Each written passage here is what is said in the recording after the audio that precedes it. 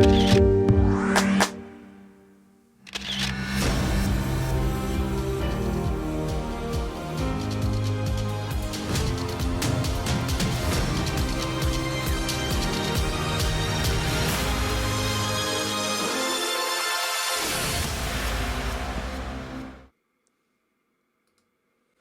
gang, welcome to another episode of TogChat Live. I'm Joe Edelman, and I'm going to be your host for the next 90 minutes while we talk about all things photography. So I have got a lot of stuff that I want to touch base with you guys about tonight and share with you just to get some of the business stuff out of the way. Make sure that you are checking out the marketing and social media series of videos that we started on YouTube. I know that some of you are going to ask, did you launch a video last Friday? No, I didn't. It's not coming out until the middle to the end of this week. I had some really cool stuff happen that I can't quite tell you about yet, but it's some things that are going to play out really, really cool for the channel. But it required me to kind of jump through a few hoops, and that's the best, worst excuse that I have for not getting the video out last week. But I had the choice of either kind of rushing it out, like halfway finished, just to say that I did it, we're doing it right. And the one thing I don't want to do is I don't want to put videos out that are kind of half-baked and missing a ton of information, because this next one, it's all about domain names and websites and hosting and all your options. So there's a lot of really, really important information that has to come into that. And then that's going to lead us into kind of a lot of the loose odds and ends pieces of marketing, where we're going to talk a little bit more about the content of the websites. We'll get into SEO. We'll touch base a little bit on pricing. So there's like a ton of stuff coming up, but I apologize that it didn't make it out last week. It will be out this week, and soon I'll be able to let you know what it was that caused the delay, and I think you'll all be pretty excited about it because it's some cool stuff that's coming down the pipe. So all of that being said, make sure that you're keeping track on that. Also, Thursday night this week, since you didn't get your marketing fix last week, we will be doing another TogChat, same time, same place, and we'll be doing 2 website reviews just like I did last week, looking at not only the photographers' websites, but also their social media, giving you some guidance and some guidelines, and I will make it a point to do an open Q&A section at the end. We'll dedicate that one to marketing, and tonight we'll do an open Q&A section at the end of this talk chat all about photography. So if you guys have, random questions or questions about stuff that you are hoping to get answered, try and hold them till the end. I'm tell you straight up, I'm not going to pay a lot of attention to the comments. I'm flying solo tonight, and I'm really actually doing that so that I can discipline myself, because as some of you know, I need to stop paying attention to the comments. So literally, I'll go back and I'll review the comments afterwards. It's always nice to see where people are from, so I love it when you guys tell me where you're checking in from. But beyond that, I've got just a little bit of an eye on the comments in case anything goes crazy with audio or that kind of stuff that I can't hear, and you guys let me know. But other than that, I want to dig in and I want to get started on things tonight. I've got a few other little pieces of information that I'll give you, but I've got a video for you guys. Now, I know you're watching a video. Well, actually, you're watching a live stream. Maybe you're watching it later as a video, but I've been getting a lot of requests lately referring back to the video that I did about my home studio. So actually, for those of you that may not remember the video about my home studio, let's just click back to the YouTube channel. It's the one that's featured right up at the top here. It came out a couple of months ago. This video gave you the complete walkthrough of my studio, how I set it up, a lot of the kind of cool little gadgets that I use for space-saving things, all that stuff. I had a ton of people reaching out to me and asking me for specific information on the bed/box gadget that I built that shows up in the video, and I show how I lay it down and can turn it into a bed or a platform or all that kind of stuff. I mean, really, it serves multiple uses in my studio. I do use it for a bed. I use it for a platform. I can use it for product shots. I've even used it for walls for people to lean on, both like completely standing against or just like a short wall that they can lean on with their arm on it. So it's seriously like multi-purpose. So the problem is it's measured and built out for my studio space. So what I finally decided to do, because I'm not kidding, I've gotten loads and loads of email, people asking for all the specifics.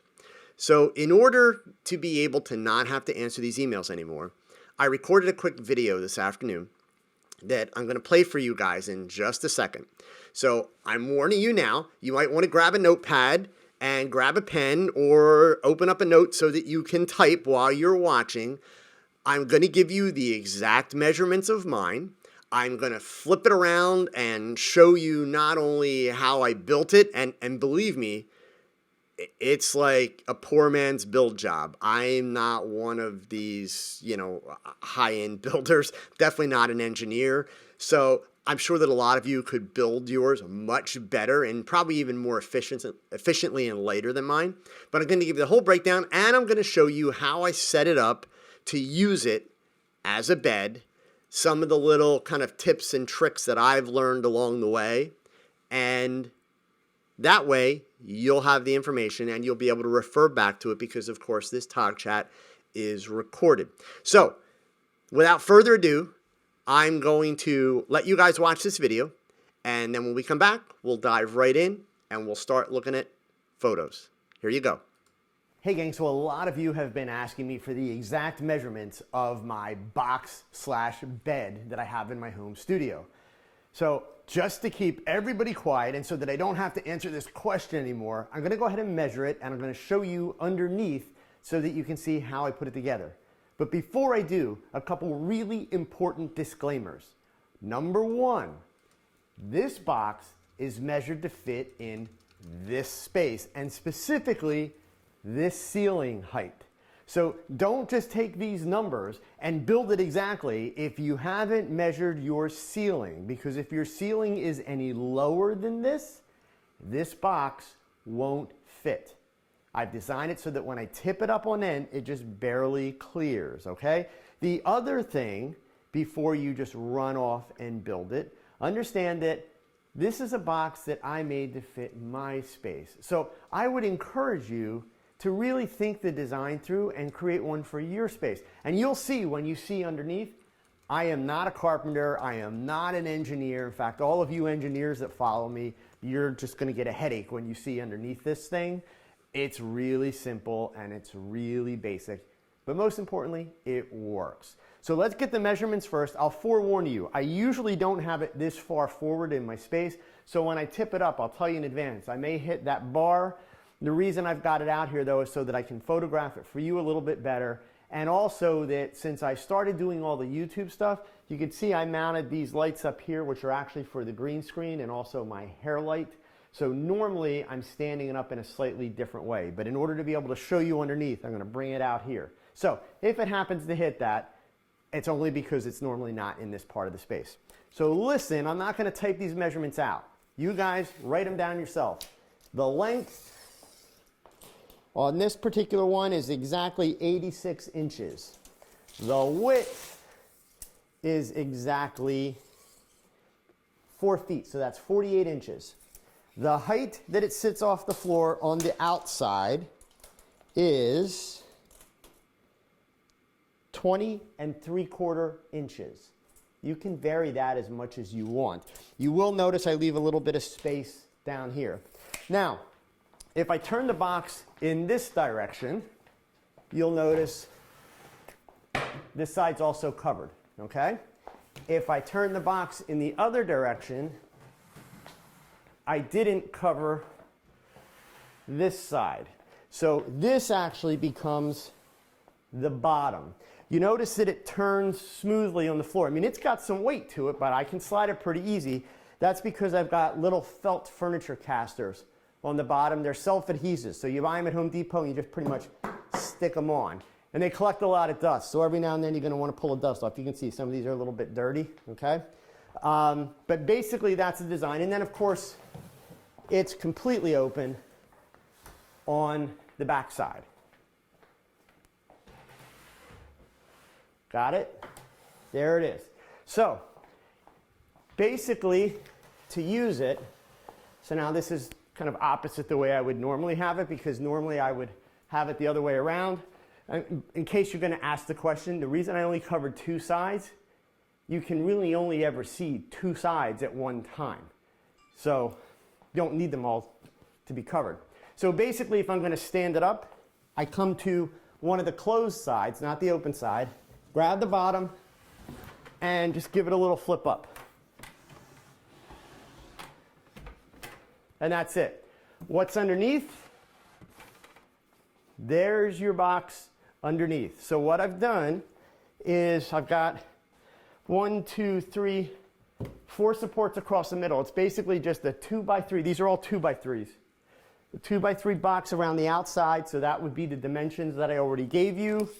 These supports are spaced approximately every 16 inches or so, except in the middle. I made them a little smaller.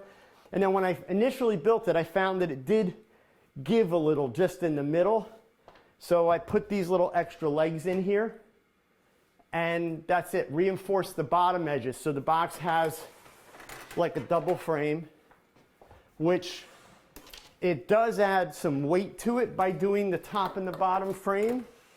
But what it also does is it gives me stability. It makes it sturdy, which is important, okay?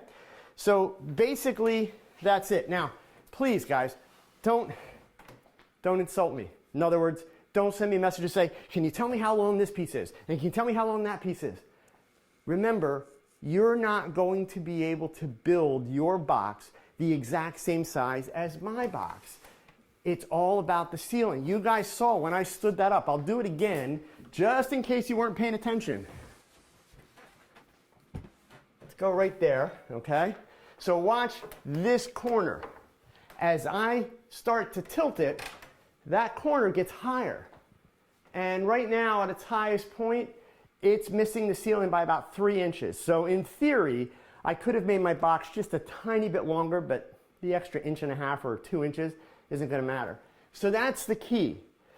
What you don't want to do is you don't want to say, oh, I've got a 7-foot ceiling and then build like a 6-foot 11-inch box.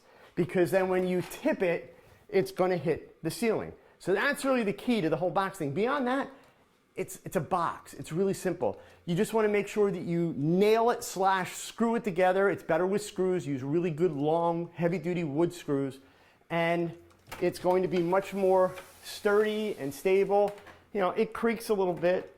Again, I'm not like a contractor. I'm definitely not an engineer. But it gets the job done. So that is the box. And now to turn the box into a bed, we're going to flip it around and we'll throw some bedding over it. Now the reason you don't use a full-blown mattress is if you use a mattress, when your model or your subject lays on it, they're going to sink into it, which can be really helpful if you've got somebody that's a little bit overweight, because you can put them on your stomach then, and then they kind of disappear. So instead of having a full mattress to deal with in your studio, if that's your need, use an air mattress. But otherwise, what I try to do is I create a base that's going to have some cushion to it, but it's not going to be soft enough for the person to sink into. So watch.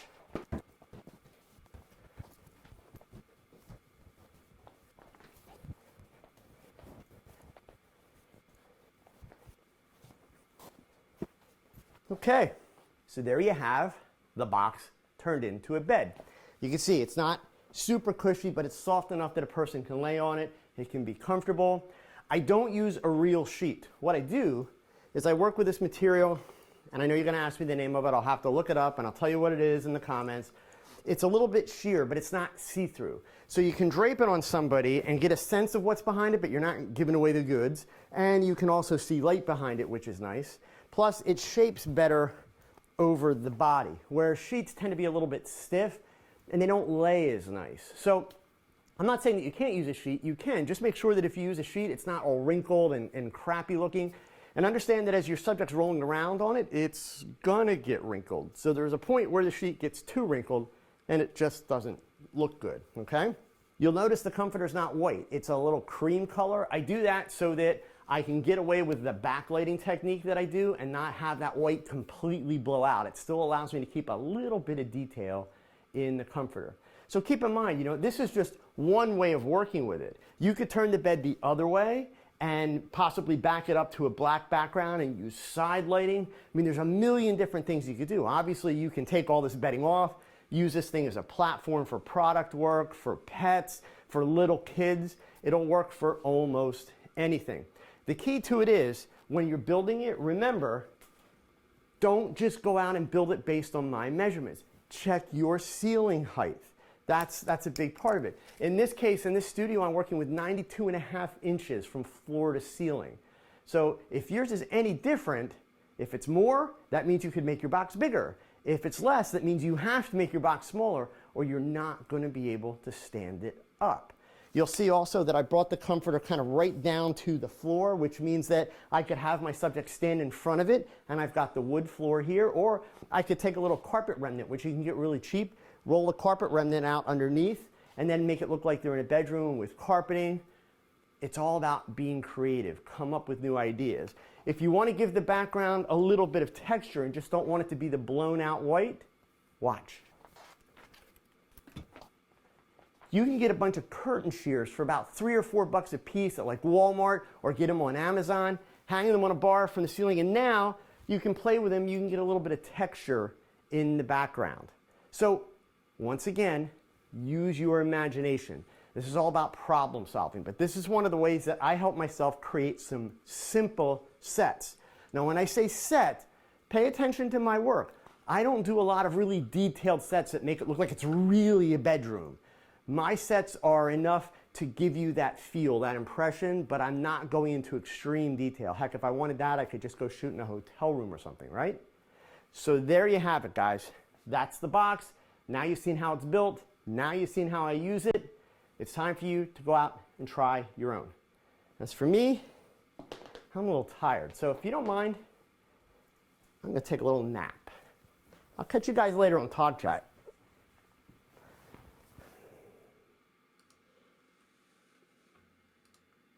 Okay, guys, so now you know all about the box bed. That's it. So remember, if you're going to go out and you're going to build one yourself, you've got to factor in the tilt when you're figuring out how long you can make it. So remember, when that long edge tips up on end, it adds a couple inches. Now, I'm sure that if you're good at engineering and construction and all that, there's probably a mathematical equation that will tell you how much it will add. Don't look at me for that one. I literally kind of figured it out on a little bit of trial and error, but there it is. And this is actually the second one that I've built. I had built one previously in another space. And you also, if you build it to use that whole space like that, understand that you're probably going to have to disassemble it if you ever move or leave that space, because like in my case, you go down a flight of stairs that has a turn in it. There's no way in the world that box would ever go up those stairs. So if I ever leave this studio and this house, I'll be disassembling the box and building a new one somewhere else. But a lot of you have been asking about it, the breakdown. Now you know how it works. Again, if you haven't seen it kind of in use and in the setup, if you watch this video, the DIY home studio setup, you'll also see kind of how I store it and where I usually, keep it set up at. So now you've got that as a reference, and when people ask me in the future, I can just direct them back here to TogChat. So a couple other quick things real quick. February 7th and 8th, hopefully some of you are going to be in Las Vegas for WPPI. My flights are booked, my hotel's booked. I will be in Vegas. I'll be arriving like midday on Tuesday the 7th. I'm going to be there wandering around the trade show all day on Wednesday the 8th. I really hope to see some of you out there. So if you're going to make it to Vegas, and if you're going to be at WPPI, make sure you let me know, especially if you're part of the Facebook group. Leave me a message in Facebook. Let me know you're going to be out there. Once I make it to Vegas and I get to the convention center, I will be doing some live social media and that so that you guys can track me down. I'd love to be able to meet all of you. Okay? So I don't have a graphic for you for this week for the quote of the week, but I wanted to do a quote of the week. In fact, I'm going to give you two of them, and they're kind of special to me for a couple reasons. Number one, my mother was British. She was a World War II baby, so she was, a young child during World War II in the East End of London, and indeed was one of the children that was shipped out to the countryside during the German bombings. And this past week, the photography world lost a very well-known and very famous British photographer. And this was a gentleman by the name of Anthony Armstrong Jones. That was his given name. Most of the world knew him better as Lord Snowdon. And two quotes of his that I find have real meaning for me. And by the way, in case you haven't noticed, when I give you these photo quotes each week, these are quotes that obviously kind of resonate with the beliefs that I have, the things that I'm trying to teach you guys, which are things that from my experience have proven to really work well for me. And the first one is a very short quote by Snowden, and it's no good saying hold it to a moment in real life. And the first time I read the quote, I kind of had to think through it a little bit, and then I realized, like, wow, that's my don't pose thing, okay? Pose is a 4-letter word. When you tell somebody to hold it, you're really asking them to be stiff, and you're taking the life out of your shot. Now, before some of you get really upset and start commenting, there are always going to be exceptions where literally you need to tell a person not to move. Certainly, I have beauty shots. I've even mentioned it in some of my last frame videos where, literally my lighting has been so crazy with rim lights and all kind of gels that if the person turns their head just a tiny little bit, I start to light up the tip of their nose. So literally the joke that I'll make with my model is, listen, I need you to stay right there. Don't move. Whatever you do, don't move. Breathing is completely optional, but don't move. And I will practically scare them into not moving. I try not to do that whenever possible. And anytime I'm setting up a shot like that where the lighting's going to be that intricate that I have to tell my model don't move, I'm also planning the tone and the mood of the shot where I'm expecting the model to be very serious. And even better yet, where it's a body posture or something where I'm going to want some tension, because that's what's going to start to happen when you've got the model concentrating that much and not moving. Beyond that, you want life in your images. So your challenge, even if you're thinking, I have a pose that I want to accomplish, your challenge is to work the model into it in a way that it has life and it comes across looking real so that indeed you create a moment. And the second quote, this one's a little bit longer, so follow along because it's something that a lot of you, being kind of new to this game of photographing people, whether it be photographing people in natural settings or photographing people in a studio setting, this is a problem that I frequently see new photographers dealing with. So his quote, "A telephoto lens is all right for animals or sport, but not too intrusive for people who are unaware. If you want a close-up view, you should move yourself if it's possible. The trouble is that so many photographers seem afraid to move in." And that is so true. If you study the work of the great street photographers, most all of them work either with a regular 50mm lens or a wide-angle lens, a 35mm or a 28mm. They generally do not use telephoto lenses because while they don't necessarily always interact conversationally with their subjects and they don't necessarily always stop their subjects, they want to get close enough to their subjects. In fact, at times, they even want their subjects to be aware of the camera. So, you can interpret this quote a lot of different ways. One of the first ones, most importantly, is fill the frame. Don't waste all that space. Get close. But the other one is, I find so many people, and I've had a couple conversations in the past week with new photographers that are struggling with different techniques, and they will admit to me that ultimately they are shy people and they are challenged when it comes to, approaching someone or talking to someone or asking someone to do something. And believe me, I get it. I used to be that way. I was that way until I learned that the camera gave me a lot of power. But one of the things that you can't overlook, if this is something that you find yourself struggling with, don't kid yourself. Start working on it. The sooner you work on it, the sooner you get over it, the sooner you're really going to be able to get your photography to progress. Because you can have 100% perfection when it comes to exposure and, aperture, shutter speeds, your focal length, your background, your lighting. If you don't get that interaction with the subject right, you are not going to have great shots. So, again, the photography world lost a great last week.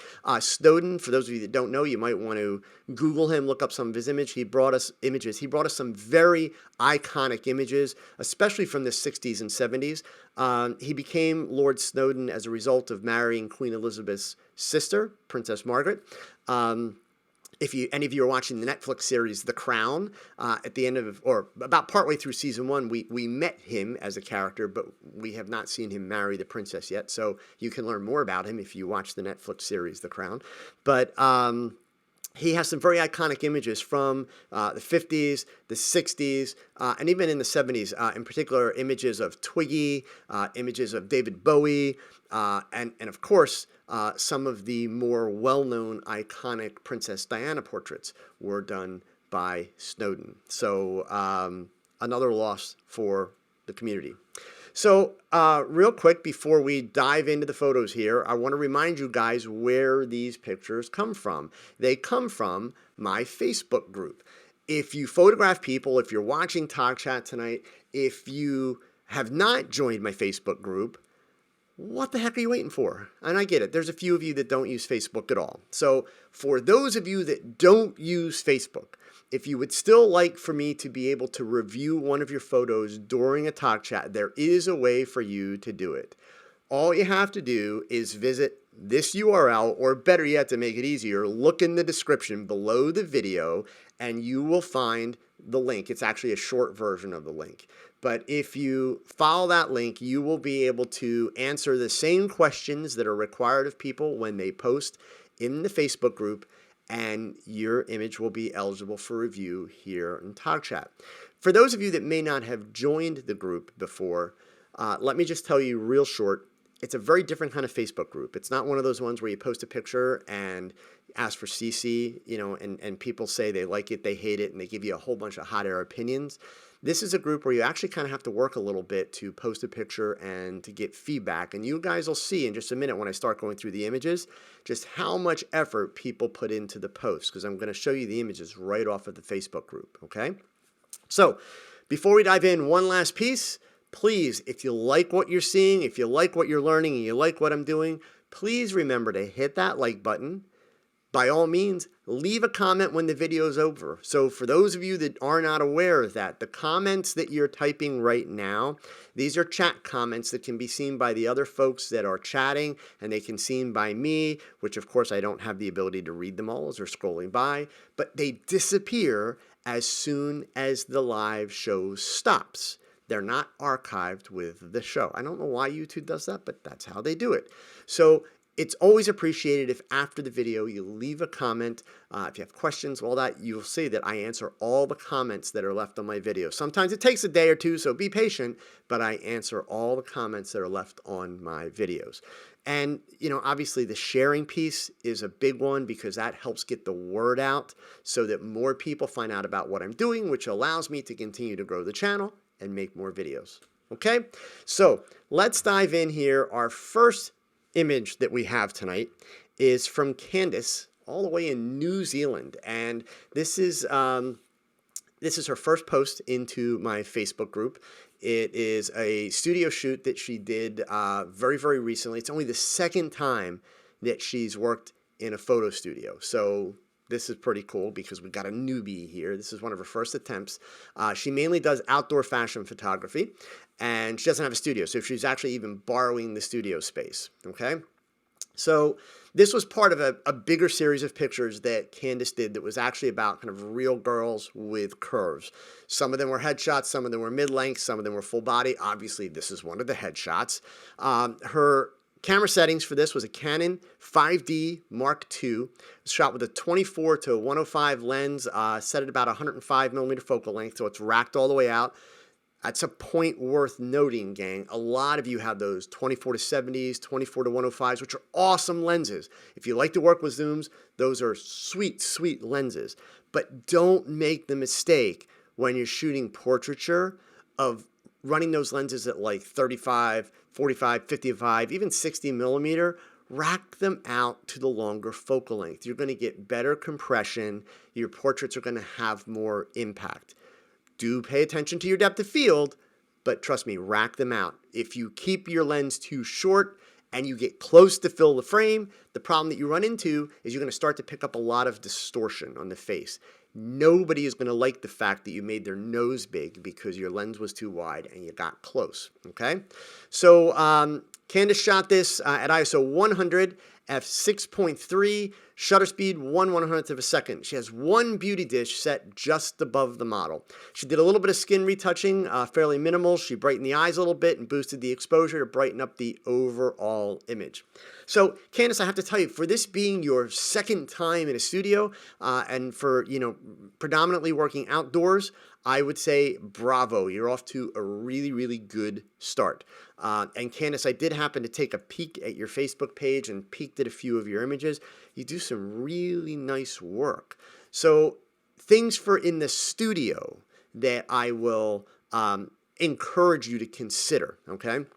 When you're going to do a shot this tight, and honestly, even if you're going to do a shot this tight outside, but in the studio especially, you become much, much more responsible for all the details in that shot. And you always have to remember it that way. So things like the flyaway hairs are things that are kind of unforgivable in the sense that they were there when you shot them.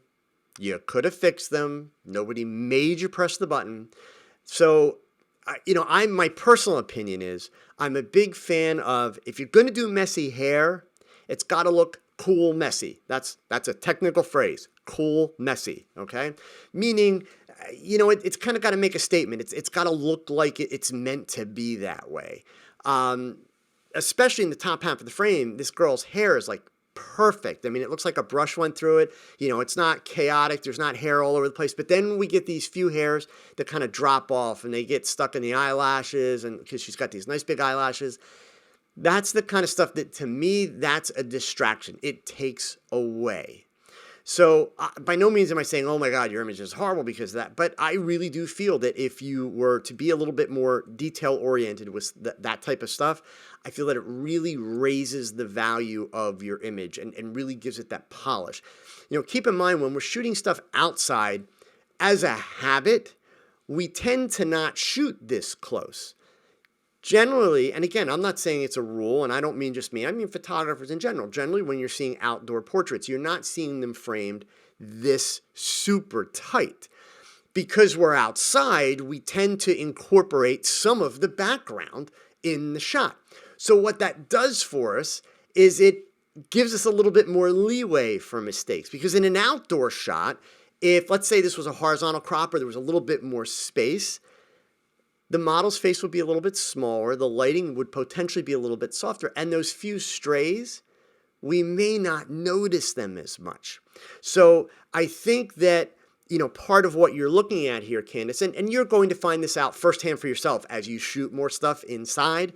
I think what you're finding is it's part of that transition is that once you get in the studio, there are fewer ways to hide things. And I don't want to call them mistakes, but because this is my opinion about the hair, and the only reference that I can give you, I guess, to, shall we say, bolster my argument is that certainly if you look at an ad in a magazine or a beauty ad or a makeup ad or that kind of stuff, you're going to not see these kind of flyaways and strays and that type of stuff. So I hate to make such a big deal out of that, but honestly, that's really the main thing that I look at and say, gosh, I just wish, obviously your model's beautiful.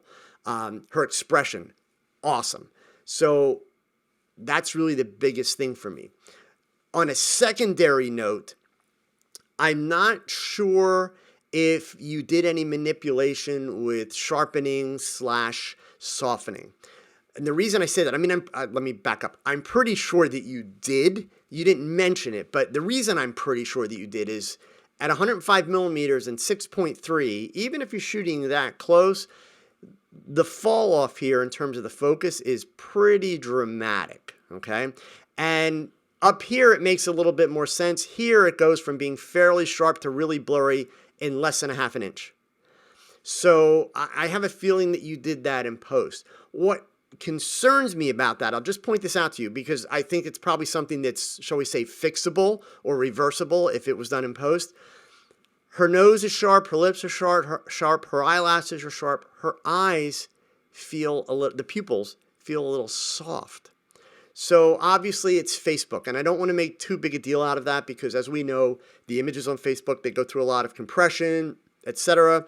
So I would just say to you, please make sure that when you open up that image on your computer, that those pupils and irises are sharp, because to me, that's a little weird if they're soft and all the other points are sharp. So that would be the only thing. And then one small piece, and this is really going to be a matter of preference. And the reason I'm going to frame this comment is I don't want to lose sight of the fact that you've got the word real in your task, meaning, real women have curves. So you're not obviously planning on doing tons of Photoshop work and really altering the people. So that being said, if I was shooting this for a portrait or for a beauty shot, in other words, not for an essay that has the word real in the title, I would indeed use the healing tool and I would eliminate the little age wrinkles that she has in her forehead. So I don't by any means think, oh my God, they're horrible, but I would indeed soften them a little bit, okay? I did want to point out, for the benefit of all involved, not to pick on anyone here, a couple of the comments, and let's see if I can actually find it again. Somebody suggested possibly that with a beauty dish, it's a good idea to position it so the shadow from the nose falls halfway between the tip of the nose and the top of the lip. Candace, I would say to you to ignore that advice. Now, no disrespect to Graham, who left that advice, okay? But here's the thing, and even there's a few more comments after this, so I don't want to pick people apart here. But for those of you, and this is to try and teach all of you a little bit about learning and also about educating, because one of the things I love about my Facebook group is I've got a lot of people that are willing to dedicate their time to share knowledge, just like I'm trying to do. So the thing that concerns me when we start to get into stuff like put the shadow halfway between and you should crop it this way or you should light it this way, this is this young lady's second time in a studio. In other words, she hasn't had a chance to screw stuff up yet. She needs to screw stuff up. So part of the challenge is a lot of this advice is coming as the result of having screwed stuff up, but I would encourage not trying to modify the way somebody's lighting stuff, unless they've done a horrible job with lighting, and there is no horrible job with lighting here. I would not be dumping too many lighting suggestions on someone when they're first starting out because they're still exploring light. And I will say, Candace, from my own lighting methodology, I've heard that put the shadow halfway, I think I heard that about 40 years ago, truthfully. And I assure you, I have never thought of that since. I'm going to put the shadow where the shadow looks good for the mood of the picture and the idea that I'm working on, period. And if you are following my method of shooting and my method of teaching, I assure you, forget that you ever read put the shadow halfway between. Because when you're at that point in a studio and you're setting up your shot and you're doing your lighting, if you're trying to think of guidelines/rules like that, your head's in the wrong place. Completely. It's in the wrong place. So what you may wind up with is a technically proficient picture that abides to some 40-year-old rule. And then there's a complete disconnect between you and your subject and everything else that's going on. So, Candace, I would tell you from a lighting standpoint, awesome. Absolutely awesome. I would not want to see a shadow underneath her nose at this point because a shadow underneath her nose is going to lengthen her nose visually, and it's really not going to help your shot. So be really careful about getting too caught up in that kind of feedback.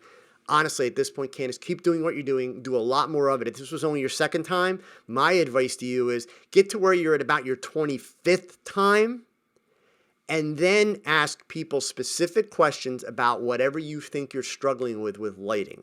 And then you're going to get much, much better feedback. But I've seen your outdoor work. You don't actually need a whole lot of guidance. You need to trust your gut, but just get in the studio and explore and experiment. Because really, really well done shot for somebody that's walked into the studio for the second time. Okay? All right, so next up, we have a shot from Robert from Texas. Okay? So this was kind of a practice session, but also a portrait session of Robert's wife. So he was shooting tethered, working with on headshots. He's using a Nikon D810 with a Tokina 100mm f2.8 macro at f8. ISO 200, 1/250th of a second.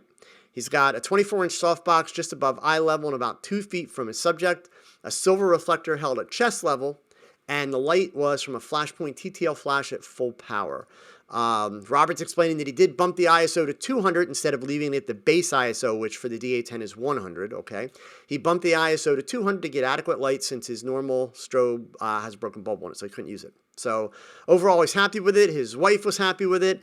He did some light retouching to the eyes. Skin was done in both Lightroom and Photoshop combined. He's really looking for feedback on the lighting, the framing, and if he could do it again, he'd use a strobe instead of the reflector so he could modulate the lighting ratio easier. Okay, so Robert, I think let's take that one actually backwards. As far as using the strobe, nothing wrong with that. I think he did a great job with the reflector. So in that sense, I don't think you particularly lost anything with the reflector. And by the way, Robert did give us a behind the scenes shot, which I'll show you guys in a second. Overall, I mean, I think that the shot really not only met the mark, I think that you did a really good job with your lighting if you're looking for light that's got some depth and some modeling to it. So the really key when you decide you're going to do a portrait, it's a matter of deciding kind of what's the tone, what's the mood of the portrait. So kind of at the 50,000 foot level, it's the choice of, are you going to go with really broad light or are you going to go with more dramatic light? So in this case, obviously, we've got a little bit more dramatic light. What I am very happy to see, especially one, since it's a female, two, since we're not looking at a 20-year-old, I'm very happy to see that your shadow areas aren't like blocked up black. To do that as kind of a head-on headshot would be really, really difficult, and it would come up really, really harsh. So, and of course, the Nikon D810 does have really nice dynamic range to it, so that also helps a little bit. But, I think you did a fine job there. If it were me, so just for the sake of giving you an opinion about something that is strictly an opinion, that's it. I won't argue that it's going to better your shot, but if it were my approach, I would have wanted the shadows alongside the nose and under the nose here a little bit softer. I don't mind them being there, but I'd like them a little bit softer, which means I simply would have moved the light just a smidge more to camera right. That would have been my approach. Would that make the shot any better? No, it would make it different. So some people would certainly, prefer a softer, lighter version. Other people would like kind of the more deeper, darker version. Stephen Black, you're actually correct. The base ISO for the D810 is 64, and I should know that since I have one, but yeah, you're right. Sorry. So the good part about the D810 is you can easily get your ISO up to 400 before you're going to start to notice any visual signs of losing any kind of, image quality. But, certainly you always want to try and get as close to the base ISO as you can. Robert's got a good excuse here for not doing that, okay? But honestly, Robert, I think you did a good job. The only thing that sticks out to me here, and you didn't mention it in your comment. So let me bring up the behind the scenes shot. So here's our behind the scenes shot that he's got. So we can see he's got his laptop sitting on camera right here. It's tethered. It looks like he's working out of Lightroom. He's using a voice-activated reflector, which his wife, the subject, is holding. The camera's set up on a tripod, softbox up above. All that's fine. The only thing that I'm noticing, Robert, and I'm taking a guess here because you didn't mention it, I get the sense that you had to do a little bit of post-production on the background, meaning given that you were working in, kind of your dining room space and you didn't have like a hanging background, and this would be kind of completely normal, you may potentially have to darken some areas of the shot to get that black background. When I look on camera left on the outside of your wife's hair, especially like from here on up, it looks a lot like it was either clone stamped or just kind of selected and then darkened. The hair doesn't blend well there. So if that's the case, that's okay. But I would encourage you to maybe go back and rework that piece.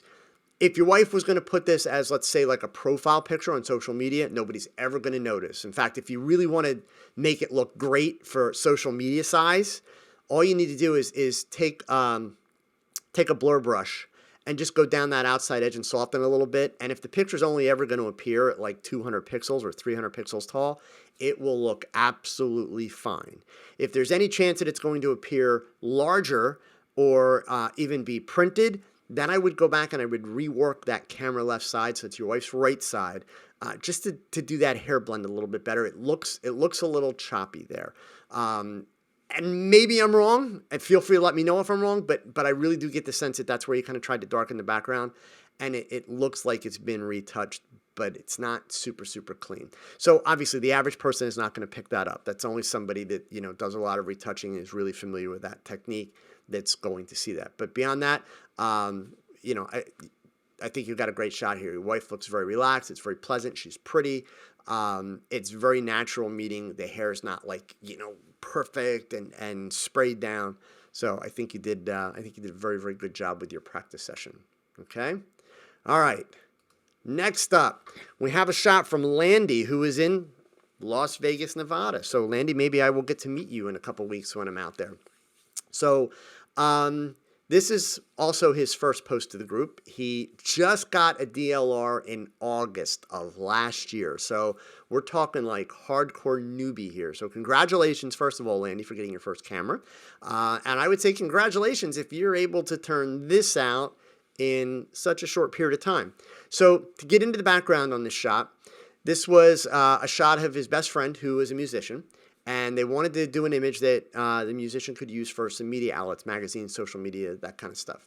So he went with black and white. He did that in Lightroom, Creative Cloud. He used a Canon EOS 5D Mark III with the Canon EF 24-105. The settings were 1/50th of a second, f4, ISO 250, and the lens was racked out to about 24 millimeter. This was lit with a LumaPro 180R. Oh, congratulations. You started out with a LumaPro. Great strobe, workhorse of a strobe, and you'll be able to build out a system with those. Good job, okay? So at this point in his journey, he's experimenting. And so he just decided to go ahead and bounce the light off the ceiling, use a little bounce card that pops out of the top of the flash head for a little bit of fill. He's happy with it. His subject was very excited about it. But he wanted to get some feedback from photographers. So my feedback would be, first of all, and not to repeat myself, but I'm going to repeat myself, congratulations that you are, able to do this in such a short period of time. And whether you got lucky by trying to bounce or whether you really had a great sense of confidence that bounce was going to be the answer, it worked for you in this situation. So I guess the strongest feedback that I would give you in terms of how to improve this shot is that if you're going to go with a wide angle lens for a portrait, generally speaking, so there's always exceptions, it's not a rule, but generally speaking, if you're going to go with a wide angle lens like a 24 millimeter, which is a fairly wide lens, you're intending to include part of the background as the message of whatever that shot is. So in this case, it would be the idea of showing the musician in a setting that kind of makes us think music and musicians, okay? So on camera left, we have that. We've got the drum set. On camera right, that may be some kind of musical equipment, but I can't tell what it is. So the problem I have is that the camera right side of the shot is just kind of gobbledygook.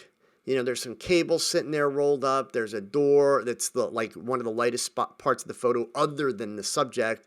So, if there was more stuff there that had a little bit of music to it, then I think that the image would balance a lot better. As it is right now, I just feel like the right side is just kind of in the way. So that's really, I guess, the short version of the advice that I'm giving you there is if you're going to use a wide angle for a portrait, I think that everything you did in terms of how you have him framed, in terms of not getting too close so that there's distortion on your subject, I think you did it right. I think you just need to pay a little bit more attention to the whole scene in that scenario because everything that's in the scene does matter. And it does have an impact on the overall piece of the shot. So, given that there's not a lot of musical items that are obvious on camera, right? The fact that we have this really kind of bright piece of gear or whatever sticking out of his shoulder, that also becomes a distraction. So again, by no means am I saying, hey, this is bad, but it needs to be a little bit more obvious. Musical instruments are pretty obvious. So even, if it's a piano, it'd sure help if we saw keyboards or something, but it just needs to be a little bit more detailed there. That being said, let's get down to your process, your lighting, and all that stuff. In this situation, doing the bounce flash with a fill card, honestly, was brilliant. It was super simple, really brought the mood together of the shot. His body language being relaxed and all that kind of stuff, perfect, okay? You will have some people that will look at your picture and they'll say, oh, you should have fixed his shirt. And I would argue, no, you shouldn't have. If this was a more formal portrait in a studio setting, you were going to photograph the person kind of like in a masculine pose and show all that, then yes, the shirt should have been fixed in that kind of a setting. In this kind of a setting, the whole idea with a portrait like this is to kind of, show the person like in their natural, natural setting, get the natural vibe to the whole thing. So the fact that the shirt's got the creases at the bottom, all that kind of stuff, absolutely fine. There's really not a lot that I would have changed in that sense. So my advice to you, Landy, is that since this guy is your best friend, that means he's accessible to you. And if he's a musician and he's working out of Vegas, musicians, performers, they can never have too many photos to use. So simple answer is shoot him again and again and again and again. And what I would advise you to do is the next time that you go to shoot him, do the exact same thing. Set that lens at 24 millimeter. Get your Lumix Pro 180R out, set up to bounce. Focus on him and pay attention to the background. And do that shot. And then when you're done, mix it up. Try something a little bit different. Maybe go in for a tight shot. Experiment a little bit more using that one light. And then down the road, when you save up your pennies, go ahead and add a second light and so on. But definitely, if this guy's your best friend, get him back in front of your camera and try it again. Another thing that might be helpful to make a little bit more obvious is what kind of a musical instrument does he play? I mean, if he plays all of them, cool. If he plays, a brass instrument, have him holding it. If he plays the piano, then we really ought to see the keyboards, that type of thing. So, again, try and tell a little bit more of a story with the shot. But really, I think for just starting out, you did a great job here. You really, really did. Okay? All right, so here we have a shot from Shane, and Shane is in England. So this is Shane's third self-portrait. So he's getting ready and working up to be able to start shooting models, okay? And honestly, gang, shooting self-portraits is highly undervalued for beginners. And the reason I say that is shooting self-portraits is tough. To make an interesting self-portrait is not only challenging because it's not like you can walk back and pick up the camera and look through it and see exactly what you're shooting.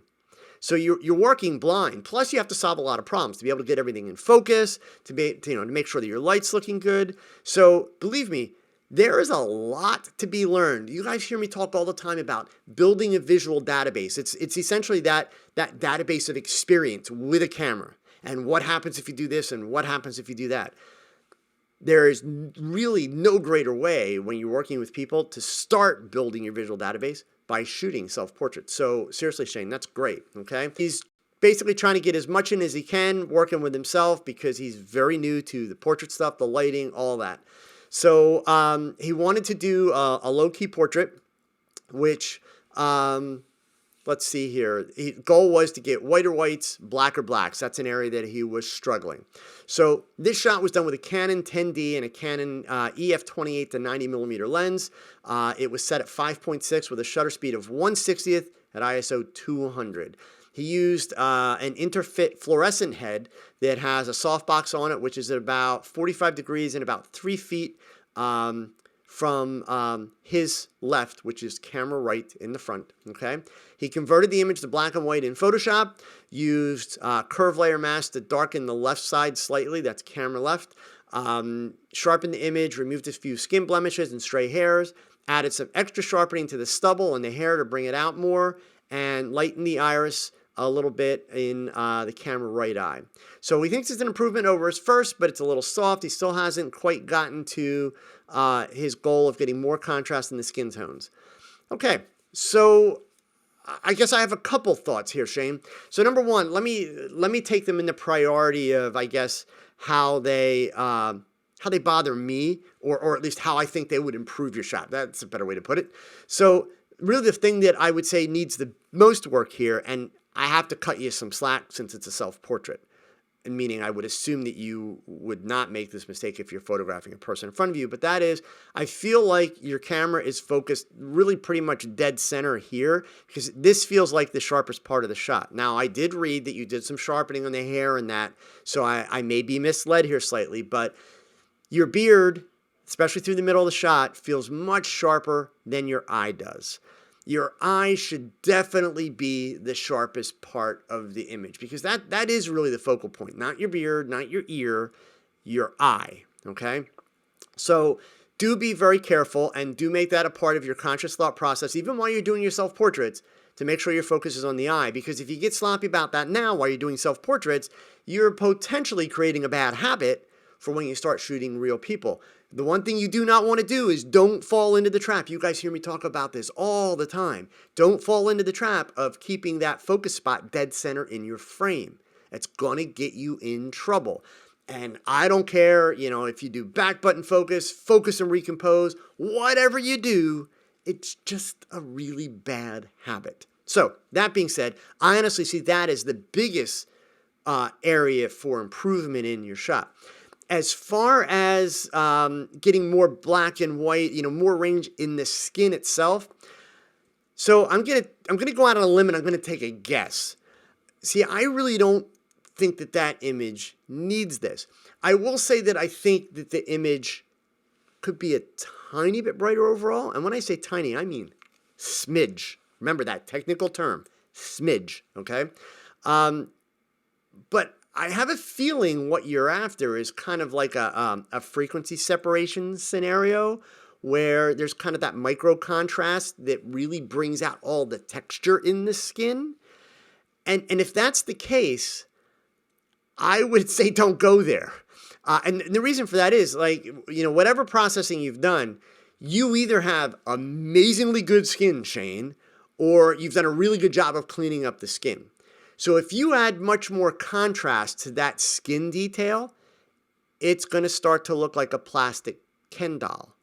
And I don't think that's what you really want, especially not when you're doing kind of that serious expression, got a little bit of rugged look going on.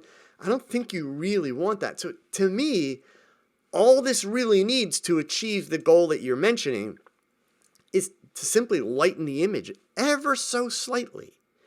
And then if I'm being really, really picky, one of the ways that I think that you could really, again, kind of control what the viewer sees and control how the viewer sees it. So take that thought for a second, gang.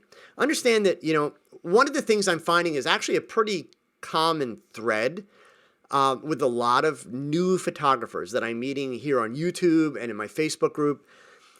I'm finding people that out of necessity, they don't have a lot of time, so they spend their time with the camera. Or I find people that tend to spend more time with the computer than they do with the camera. And that time in the computer, it might be learning via YouTube videos and Googling things, but it also winds up being a lot of Photoshop. So I've met a lot of young/new photographers that are actually much better at retouching than they are at shooting. Now, I'm not saying that means, they suck, but part of the reason why they kind of struggle in a lot of their techniques is they spend a lot of time working on the post-processing and learning that, watching tutorials, because with the post-processing, there are a lot of tutorials that can walk you step by step. And then what do you have? You have here's the directions and the manual, step 1, step 2, step 3, until you get up to step 10, and then you're done. Shooting is not quite that simple. So what I find in a lot of cases is that these new photographers are struggling to try and get things a certain way in their shot. And they're struggling because they can only get it so far there in post, and they're not actually getting that done in camera. So my hunch is here, Shane, that your file's probably slightly underexposed. And feel free to update your post when you get to see this. But I would be guessing that your your file is slightly underexposed, I think all you really need to do is lighten it a bit. But along with lightening it, I mentioned the idea of controlling what the viewer sees.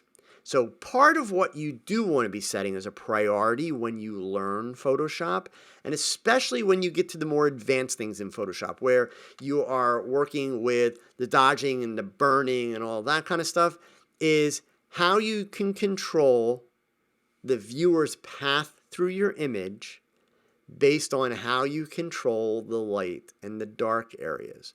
So I saw one or two people commented this along the way about the ear. I would definitely encourage you to darken the ear a little bit, okay? It doesn't have to be as dark as the rest of the face, and you certainly don't want it too dark, but right now the ear is really the focal point. Indeed, the whitest spot in the image is the catch light, but the ear is considerably brighter than the face. So I think that, the one main thing that I would encourage you to do here is I would encourage you to just burn down that ear a little bit. And then you mentioned that you lightened the eye and the pupil just a tiny little bit. I would actually encourage you just a smidge, lighten it a little bit more. And I think that you're going to have like a really rock solid shot here. And then the only other thing I will mention, obviously it's a self-portrait and it's practice, but if you're going to use a shot like this for, let's say, a social media profile, and especially if you're looking to kind of build yourself out as a photographer, develop a following, either, start working with a lot of models and or find people to photograph you, do happier pictures. I talk about this a lot in the Thursday TogChats when it comes to profile pictures, okay? So, when you're going for something that's a certain mood and a certain tone, sure, it can be whatever. But if you decide to use a shot like this when you, do these self-portraits, gang, remember, it may be really artsy and really cool because you've just achieved something that you've never achieved before. But if you put it up as a profile picture on Facebook, that's how people are going to meet you for the first time. So be careful about the tone of those kinds of shots, okay? All right, let's move on here. We got a shot from Adam. So Adam is from Poland, and I saw this post today, and I had to have this one for TogChat tonight. So this completely illustrates what I try to teach you guys and what I try to teach new and young photographers when I'm working with them. So to go through Adam's post here. So he just joined the group a little while ago. He's learning a lot. Great. He's 100% amateur. He hasn't done any paid work. He's not even looking to turn pro. He just wants to really perfect his portrait and his headshot skills. So this was a session that is very first portrait shoot, okay? Everything else he's done is natural light, so it was all new to him. So it was all for practice. The model is his wife. She did really light makeup herself. They decided to put kind of the bright lipstick in, and so that it would kind of complement her eyes. But here's where the brilliance begins. So I want you guys to follow along here. So Adam kept my kiss it rule in mind, okay? And he tried to do this as simply and as cheaply as he possibly could. So he bought a second-hand Minolta Speedlight for $13. It's got good power. It's manual control. It has a zoom and a low-voltage trigger, so it's safe to use with the SLRs. But he had to use a little bit of duct tape to make it work, and there's no TTL. So he bought a set of Yamaha radio triggers for $20. So he's up to $33 so that he could fire them remotely. He stacked 2 IKEA tables that him and his wife use as coffee tables so that he could use them as a light stand because he doesn't have a light stand yet. Put a cardboard box on top of that to make a soft box with an IKEA coat cover stretched on it or stretched across it, which is $3. Okay. And he even included a link to it. If you remember the Facebook group, you can go find out what it is. So he fired the camera using the infrared remote while he was holding a styrofoam board as a reflector to fill the shadows on camera left. And a lot of multitasking, a real do-it-yourself kind of Rube Goldberg lighting setup. And his distance settings were the model about 1.5 meters from the background. The light was about 0.5 meter from her face. He gave us a picture of the setup, which I'll show you in a minute. So they shot for about a half an hour trying out different poses. The final shot they both liked. He did some post-processing in Photoshop. He's still on CS2, so a little bit of dodging and burning to even out the skin. Used the spot removal tool a little bit. Tried some frequency separation on her face and her neck, but kept it limited. Wife is very happy, so that's always important. He's happy he managed to pull it off. Some of the things that he came up with in his own self-evaluation of his shot. Number one, he thinks that he should have raised the light a little bit higher relative to her head and aimed it down a little bit more. He would like to have the catch light a little bit higher in her eyes. Okay. The pupils. So as he points out, this was a new discovery for him. The shoot was done in the evening, and he thinks that he maybe should have had more ambient light in the room because for his taste, her pupils are too big and they look unnatural with the speed light. So that's a discussion we're going to come back in a few moments and we're going to talk about. And then number three, he found it really hard to even out the shine and the shadow around her right eye in post-production without making it look plastic and fake. So it's something he needs to pay more attention to.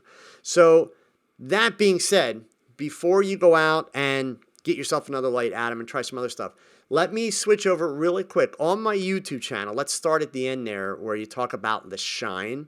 I have a video. It's an older one. If you click on the videos tab at the top of the channel and you scroll down, you'll have to hit the load more. I believe it's just one time. And you'll find towards the bottom this video right here, portrait retouching tip, how to fix shiny skin in Photoshop and Lightroom. So the challenge that you were having with the shine on her face, you'll be able to use that trick that I show in that video and it will not make things look plastic or fake, whatever. It works really, really well. Super simple. It's one of those total down and dirty, keep it simple, stupid tricks. Okay. So check that out. As far as, let's go back to number one. I'm going to jump around here. So as far as number one, that you think the light should have been higher, I would say it wouldn't hurt to have the light a little bit higher. Does it ruin this shot? No. At least it wasn't so low that you had top shadows. Then it would have been a problem.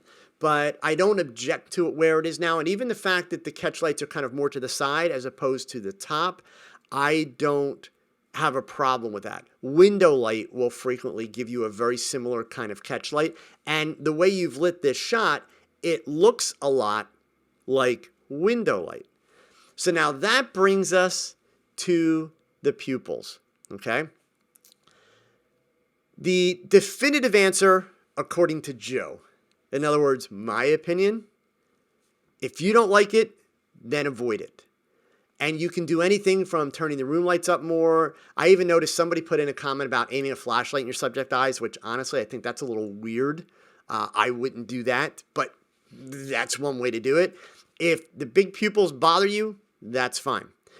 I will tell you this. And so now follow along because I'm going to confuse you otherwise, especially those of you that like to have a right and a wrong answer. This is just going to spin you in a big circle. So science, cognitive psychology, researchers who research cognitive psychology have proven that one of the markers for beauty is large pupils. The way that our human brains process and identify things that are beautiful, we traditionally like to see large pupils. Now, keep in mind, this is real-time evaluation, the way, it's processed in our brains, okay? Certainly, when you see it in a picture and you look at it later, you're going to form different opinions. So that doesn't mean that Shane's wrong or weird because he doesn't like big pupils. But research has shown that humans find big pupils beautiful. Now, that being said, let's go in a different direction with that. What happens when you let the pupil get really big? You see less iris. When you see less iris, you see less color. So this is where the challenge comes in. I'll give you an example. A lot of you have seen the DIY fluorescent and the DIY LED lights that I make or have made, okay? Pretty much anytime I'm doing a headshot with a person with blue eyes, you can bank money. I'm going to use those fluorescent lights. Because what that's going to do is, since those lights are bright, it's going to make the pupils small. And then I've got a lot more blue, which really makes the blue eyes jump.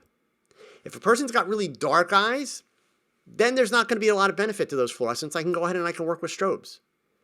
If a person's got hazel eyes, it depends on how dark they are in terms of hazel. If they're really dark hazel, same thing. It's not going to matter. Go with strobes.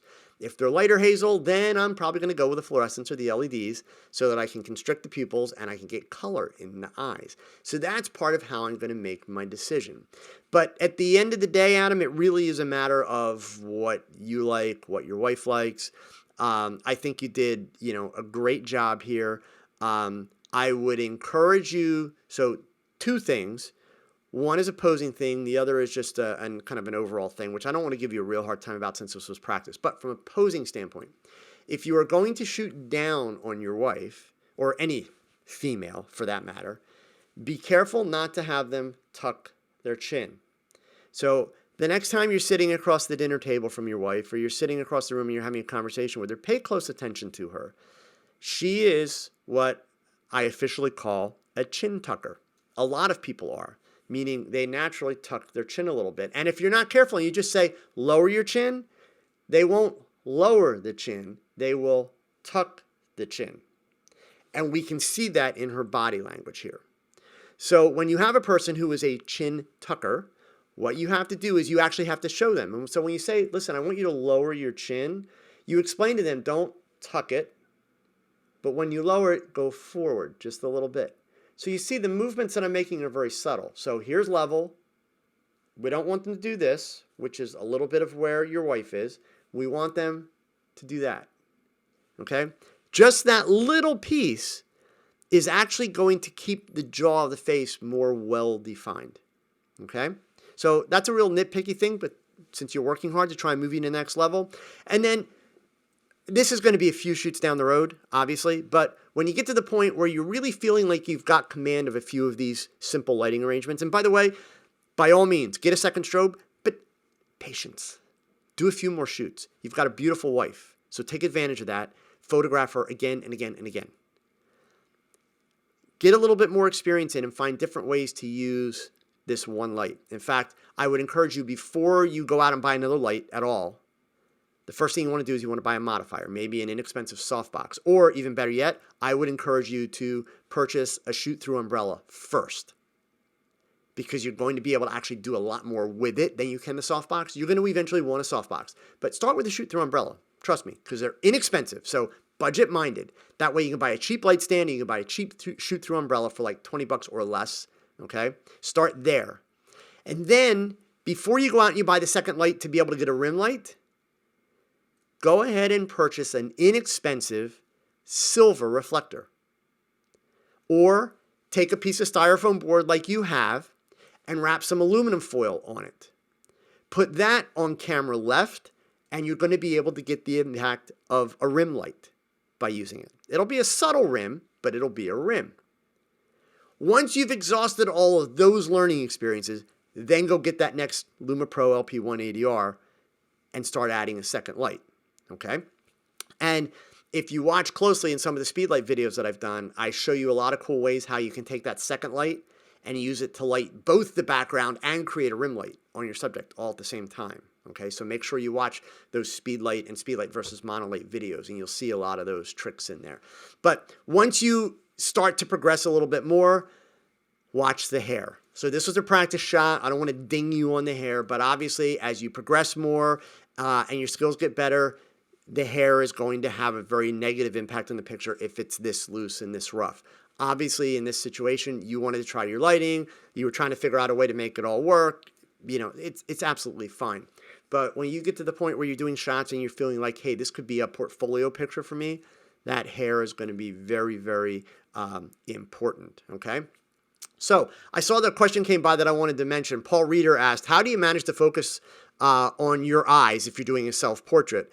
Do you do zone focus? Do you do trial and error? Do you check the nearest focus point in a few shots? There's a lot of different ways to do it.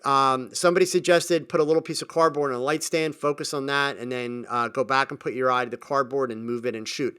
That's essentially what I do when I do my videos, my stand-up videos for YouTube. So I'll give you an example. When I do these videos that you're seeing right now, the way that I focus is really, really old school. It's with a tape measure. So I have manually on my lens set the distance to 3 feet. And so I can hold the tape measure to the top of the camera, and I can come back, and the 3-foot mark needs to be right about where my nose is. That's one way to do it. If you're going to try and shoot like fairly wide open, that's not a great way to do it, okay? The way that I do my stand-up videos, so those are the videos where you see me standing on that gray background that looks like a studio. I set up a light stand in the spot where I'm going to stand, and I bring it up so that one of the adjustment knobs on the light stand is right at the tip of my nose, okay? I go back to the camera, I focus on that knob. And then once I hit record and I come back around, I literally will walk up to the stand and put the stand right next to my nose and then move the stand out of the way. And then I'm good to go. And of course, still, I'm not going to shoot it wide open. Like right now, my lens is set at about f 5.6. And even though it's a wide angle lens, so there's a 35 millimeter lens that's on the Nikon D810 right now. You see I still got a little bit of blur in the background. That's because I'm still only 3 feet from it. So even at 5.6, I managed to get a little bit of softness. When I do the stand-up videos that are going to be chroma keyed and the gray background put in them, I'm shooting at, I believe, between 5.6 and 8 is where I'm at for those. So even if I'm off by like a 1/4 of an inch or even a 1/2 inch or even an inch when I move into that stand, it's still going to be perfectly sharp and it's going to look great. So, it's one of those things, it's a little bit kind of trial and error. It's one of those things where you've got to find a system that works for you. But part of what's great about the whole self-portrait thing, guys, don't lose track of this. It's the problem-solving aspect. I mean, that's really what it comes down to, okay? It's all about solving problems, okay? All right, so let's move on. I want to try and get one more in, and then I promise you guys I'll spend a little bit of time and I'll answer questions. So if you have questions that you want me to talk about, don't start typing yet, but think about them. And I'm going to do this shot, and then we'll go ahead and we'll do a couple questions. And if we run a couple minutes over, we run a couple minutes over. So this picture is from Ethan in Australia. Really cool color. So this was a shot. He just did the shot recently. He was working for a couple days to try and come up with this lighting that he kind of had in his mind, but he couldn't get it right. So, oh gosh, Ethan, 3 times or 3 days working on a shot and you can't get it down, don't give up on photography. Believe me, okay? You have a lot more failure ahead of you. It's part of the process. It's okay. So he slowed down, thought about it, built the lights up one by one. Bravo. That's the best way. That's why you guys hear me talk about, hey, if you're just starting out and you're building a lighting kit, build it one by one. I don't care if you have the money. Don't go out and buy 3 or 4 lights. You're not going to learn lighting well that way. Learn light with one, and then you learn to build. And then what's going to happen is for the rest of your career, you might get to the point where it's super fast, mainly because you've done the lighting arrangement over and over and over again. But the point is, in your mind, you're still going to build your lighting setup each time one by one so that you're going to understand that each light is going to have a purpose, and you're going to understand exactly what it does. So he did this shot. It's 3 lights on the subject and 2 in the background. So this is a 5-light setup, okay? Really well done here. So it's taken at f8, ISO 100, 250 millimeter, 1/250th of a second, and a 50 millimeter lens. Some adjustments were made in Camera Raw with some dodging and burning and sharpening done in Photoshop. So Ethan's question is, does the lighting work? If he was to shoot it again, he'd try to get a little bit more separation with some more rim lighting. So, and I'm actually not sure if anybody asked Ethan what kind of camera he used. He didn't mention the camera. And so for those of you that want to see it, here's his original shot on camera left. Here's his finished shot post-processing on camera right. So, Ethan, here's my feedback for you. Does everyone think this lighting works? I mean this with respect, Ethan. It is the worst question you could ever ask. I get the sense that you're pretty excited about this lighting. That being said, it works. Okay? So, what you've done here is you've made some very, very bold choices. And that's part of what I love about this shot. You've made some very, very unusual and bold choices with your color. I think that's really cool, okay? I'm not kidding you. There's only one thing that I would say to you, go back and fix this in Photoshop now. And then if you were to try this shot again, there are a couple things that I would suggest, all right, maybe you could consider doing differently. So the only thing that I would encourage you to fix on this version right now is get rid of the blue rim light that hit his nose. That, for me, is a distraction, okay? The fact that you've got the blue rim, I think it's really cool. Believe me, many times I've used a rim light and wound up with a little bit on the nose. And I will, whether I'm shooting tethered or whether I'm looking at an LCD preview, I'll look at it and say, you know what? The light that's on the nose, it's not blown out. It's very minor. I like the way the rest of the rim is. I'll go ahead and I'll do the shot with that light there, and I'll take it out in post. As I've mentioned to you guys before, a lot of times I will make a decision to fix it in post. But that decision to fix it in post is based on the idea of which is going to take me less time. Will it take me more time to fix it in the studio, and will it make the shot more difficult to do just to get that little bit of blue off his nose? Or is it going to be easier to go into post and fix it in post? So in a case like this, it would totally be easier to fix it in post. There's nothing wrong with that. So again, I don't mean to kind of sound like I'm talking, out of both sides of my mouth. I'm a big believer of get it right in the camera when it makes sense. There are times where it doesn't make sense. That's one of the great things about digital technology. And that doesn't take anything away from your skills as a photographer, and it doesn't take anything away from the quality of your image. So that's the only thing that I would say right now, this shot, get rid of that blue. Beyond that, if you were to go back and to repeat this, Ethan, I would say it might have been nicer if the shirt was pressed. So I'm being really picky now. So again, as I usually try to do, I'm always going to try and kind of push you guys up to another level. Because Ethan, you've definitely got some Photoshop skills. Looking at that before and after, you had a good shot in camera. You really made it a great shot in post. And that's fine. But I definitely would love to see the shirt pressed, because these aren't all natural wrinkles. Some of these are wrinkles, okay? That does kind of take away a little bit for me. The kind of messiness on the background, I'm surprised more people haven't talked about that, or maybe they have and I missed it. I don't object to it at all. I don't know that I would have done that, but I don't object to it. What I guess I wish was different, though, is I wish there was more of it, meaning since there's some here, I'd love it there's some over here, maybe a little bit up here. To me, that would make it look a little bit more intentional, like you intended to have that kind of roughness to it. The fact that there's just that little bit of it in one spot, it almost looks like a mistake to me right now. So please, Ethan, don't run out and take it out of the shot just because I said that. You decide whether you like it or not. You have to understand, if you're going to do lighting like this, these are not traditional colors for a male. This is not kind of a traditional lighting setup for a male. That's part of what I love about it. Okay, it's kind of very much different in terms of its approach. So just because I'm telling you kind of how I would have approached it doesn't mean you should go change that at all. So I think that you've got a really nice shot as it is.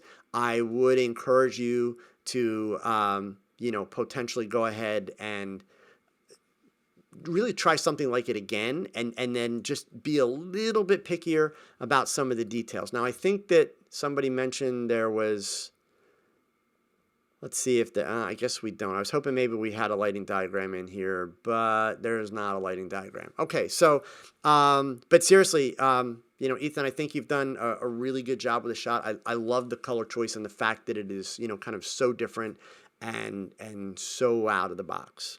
Okay, so let's just wrap up with a couple of things here tonight, guys. So now's your time. If you've got questions, start throwing them in, and I will try and get to all of your questions here, okay? UF Photography asked, how to use your Nikon D810 for a live broadcast. That's amazing. It was a hell of a learning curve, actually, but I use a little gadget from Blackmagic Design that converts the feed, the HDMI feed, out of the Nikon D810 and allows me to plug in through Thunderbolt connection into my iMac. And then I use a piece of software called Wirecast, which you can also use an open source software. Wirecast is expensive. 2 versions, one's 500, one's 1,000, round numbers. or you can use an open source software that is called OBS, which would also allow you to do the same thing.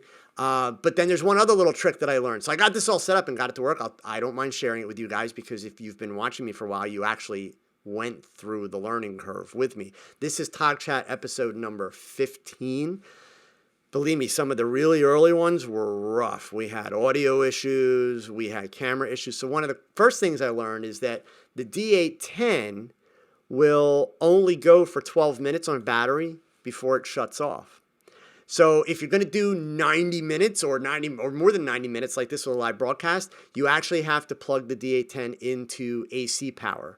So there's an adapter you can buy. Nikon makes one, and then you can also buy third-party ones. I have both. The third-party ones work just fine, and they're about half the price of the Nikon one. Shocker. But it allows you, basically, you open up the battery door, and it's got a gadget that looks like a Nikon battery that you slide up in it, but it's got a wire that comes out. The transformer box, you plug it into the wall, and it will give the camera constant power where it will allow you to go for more than 90 minutes on video. So yeah, so it gives you a higher quality video. Obviously it takes up a little bit more bandwidth and all that kind of stuff, but that's how we do it. So let's see. Troy's got a question here. Able to shoot a portrait with a beauty dish. Oh, I'm sorry. Wait, I'm skipping questions here. Is it possible to get strong shadows with lots of shadow detail? Sure, Troy. That's a matter of, exposure and ratios and that kind of stuff. If you're going to get strong shadows with shadow detail, you still got to have something to light inside the shadow. Traditionally, when people think strong shadows, they think of almost black. But there's a lot of shots out there. I mean, we can even argue that this, this last shot that Ethan did here, let me switch back. There's detail. It's kind of hard to see it at the size that you guys are seeing it, but I'm looking at the picture fairly large on a 4K screen right now. There's shadow detail in here, and I would call these shadows strong, okay? So in that sense, it's all kind of relative in terms of how strong are we talking about, okay? So Alexander Star Photography. I'm an ugly person about to shoot a portrait with a beauty dish. Any tips? Here's the thing about the beauty dish. Like, first of all, I will tell you this. A lot of people buy a beauty dish and they should never buy a beauty dish, meaning they don't really need a beauty dish. And actually, they don't want a beauty dish. They hear the word beauty and they think they want to shoot beauty photography, so they go buy a beauty dish. Okay? And then they'll go ahead and they'll put like a grid on the beauty dish. And it's not that beautiful. It's really harsh. Okay? A beauty dish gives you a really kind of definitive type of light. But it's only really going to be nasty if you don't understand how to see light. So in other words, let's assume I had a beauty dish right here where my hands are, and it's aiming at my face. Well, from that angle, it's going to give me heavy shadows here, heavy shadows here. But if I got the beauty dish here and I have my subject look up, and let's just say it's not quite this close, maybe it's 2 feet away or 3 feet away. Well, at a 21-inch beauty dish, it's going to give me a really nice, even light on the face with no shadows, but it will allow the light to fall off very quickly, in part because I've got the light 2 feet away from my subject. But the thing of it is I could recreate that exact same kind of light with a 24-inch softbox. Or, for that matter, even a 12-inch softbox if I brought it close enough. It's all a matter of where you position the light in relationship to your subject. So the thing with the beauty dish question, Alexander, is that don't worry about it being a beauty dish. Really what you should do, if you've purchased a beauty dish and you're trying to learn how to use it, use a mannequin or use an object that you can sit down. And one of the first things actually, back up. I'm sorry. Forget the mannequin. Forget the object. Take the beauty dish and put it in front of a wall. Put it 3 feet from the wall, put it 5 feet from the wall, put it 8 feet from the wall. And do a shot on all three to get the exposure right. So when you're done, you want to look at 3 properly exposed frames of the wall. But you want to see how far the light spreads at those 3 distances. That's the first thing. Get a visual sense of how does this light actually throw light. That's step 1. Step 2, if you have a grid, put a grid on it, do the same thing. See what happens to the light. So now you have a visual reference of how the light is going to disperse from a beauty dish. Okay, that's the first thing. Then use a mannequin or find an object or, use a relative or friend, put them in front of your camera and do the same thing. Do a shot with a beauty dish at 2 feet, 3 feet, 5 feet, 8 feet. And look at what the light does. And that's actually, honestly, your answer. The challenge with a question like that is you'll get tons of people that will throw answers at you to say, oh, always do this, always do that. This works best for me. But unless you can see exactly what they're doing, you understand the idea that they've got the face right into the beauty dish, et cetera, whatever the option is, that information is not going to help you. So what you need to do, if you just got one or if you're struggling with it, build a visual database around it. Essentially create yourself a workbook. Once I get done the marketing series, before I jump into the modeling stuff, I'm going to be doing a video about Rogue Flashbender modifiers.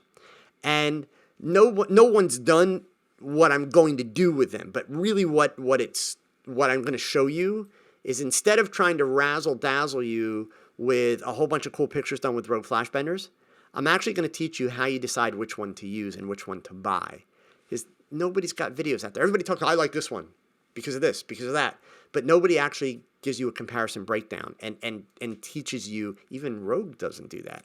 So I'm going to break that down for you and show you how to do it. But you should do that yourself on any modifier that you get. Anytime you buy a modifier, you got to test it out to figure out what can you do with it, how's it going to work for you, okay? So let's see. Backup, Emmanuel, with so many sessions of photos taken, how do you handle your file backup process?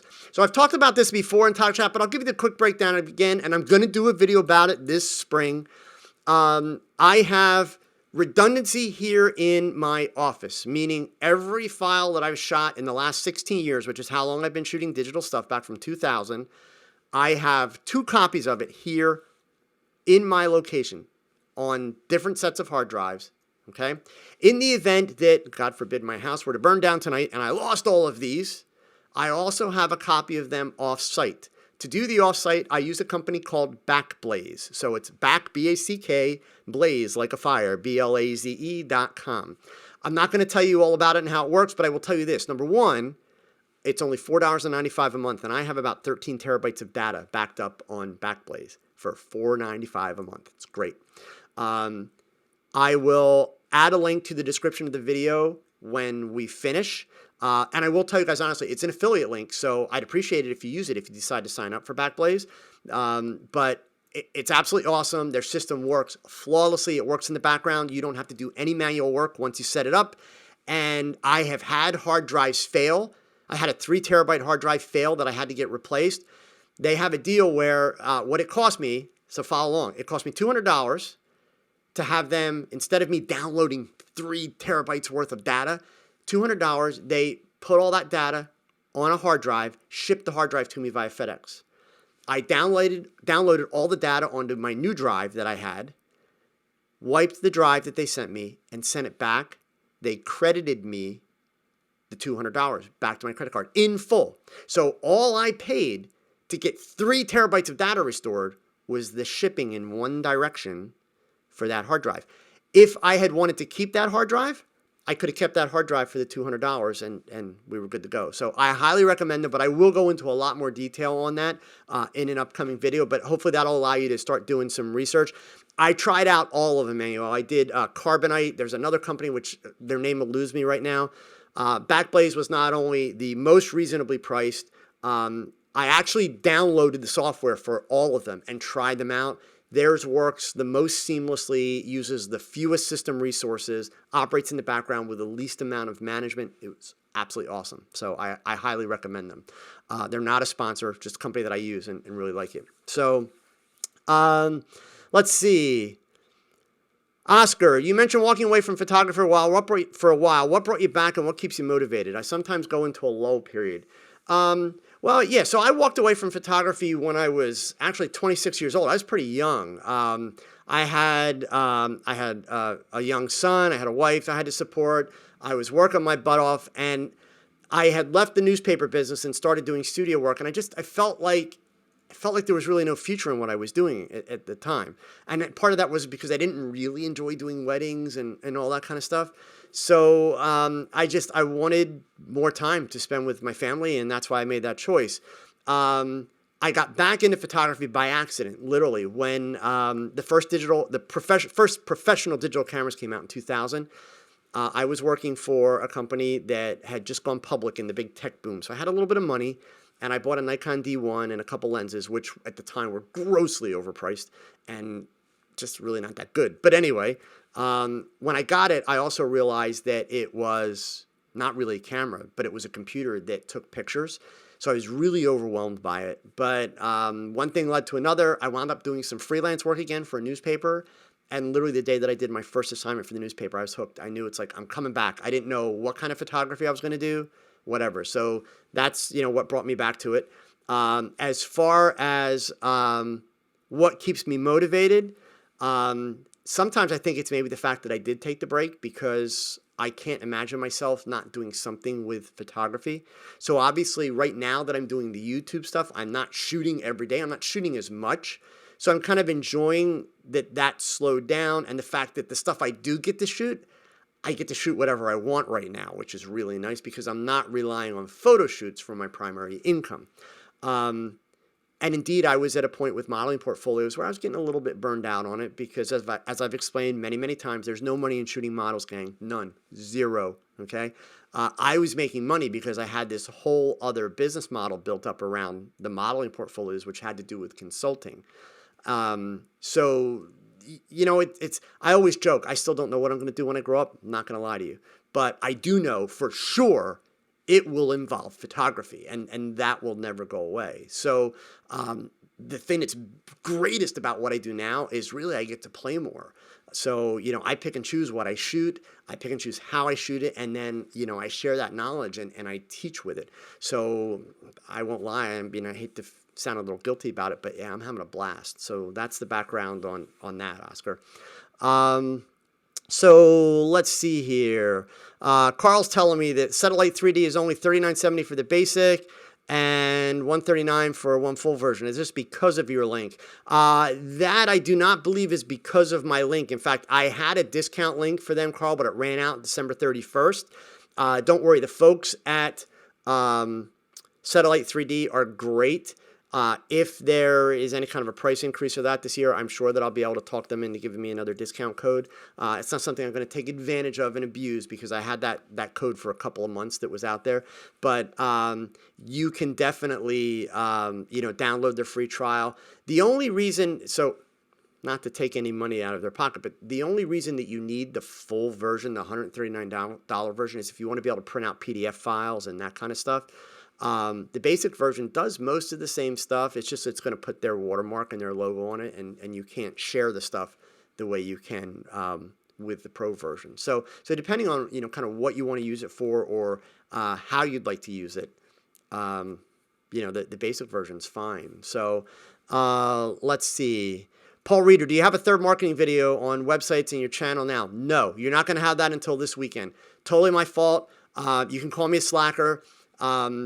But absolute truth is I had to really turn my schedule upside down last week. I had an opportunity present itself for the channel, for something that I really want to do for the channel, but it required me to kind of stop what I was doing, and I had to jump through a couple of hoops for a few days, which just threw everything completely out of whack. So instead of rushing a video out and kind of doing it halfway, I'm going to launch the video later this week, because these next two videos, there's a lot of really important information. Obviously, you guys have seen these marketing videos are kind of long.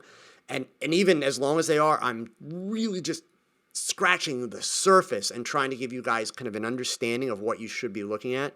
So the third one will be out this week, but I will be back Thursday night, TogChat, and it will be a marketing review. Just like last week, I'm going to do 2 websites, the social media, the whole bit, okay? Brian, all done with images tonight. If I didn't get to your image, I will either be doing it during the Facebook group this week, or I will be doing it on the next TogChat next Monday. But I will definitely do it. Don't you worry. Okay. Let's see. A couple more here real quick. So Backblaze definitely is a good way to go. Actually, it looks like, did I get everybody's questions? Cool. I think I did. All right, gang. So you know what? It looks like I got everybody. So, and we're like at 8:10 here, so we're over time. So I want to say to you guys, thank you very, very much. I'm going to ask you one more time, especially if you're still here, which means you're, potentially a little bit crazy, okay? But make sure you like when the video's over. Please comment. Please share the videos. Obviously, the way that all of this continues to succeed and I am able to keep doing this is if the subscriber base goes and people are, able to find out about it and participate in what I'm doing. So I really appreciate the fact that you guys do that. Remember the link for the Facebook channel. It is in the description below the video so that you can check it out. Also, if you have the means, your support via Patreon is always welcome and appreciated. But certainly, if you cannot afford to support via Patreon, all you got to do is make sure you hit that like button. And please, anytime you have the opportunity, tell people about the channel. So guys, thank you again for sticking with me tonight. And I hope that I was able to teach you some things that you can go out there and you can experiment with and try. And that's the deal. You got to get out there and experiment. You got to practice because your best shot, it's your next shot. So remember, gang, whatever you do, keep learning, keep thinking, and keep shooting. Adios.